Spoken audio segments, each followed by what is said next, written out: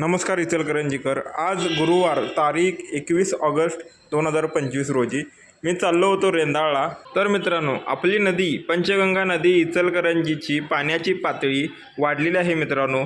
65 फुटावर गेलेली आहे आज. तर मित्रांनो, पाहू शकता तुम्ही नदीचे पाणी पात्राबाहेर पडलेलं आहे, पसरलेले आहे. तर ही आहे स्मशानभूमी.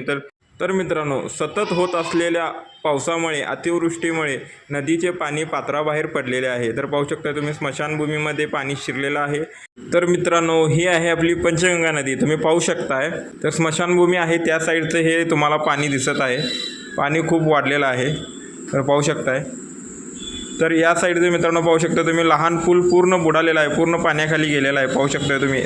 तर मित्रांनो, सतत पाऊस चालू असल्यामुळे पाण्याची पातळी वाढत आहे. तर ही मित्रांनो चिंताजनक गोष्ट आहे.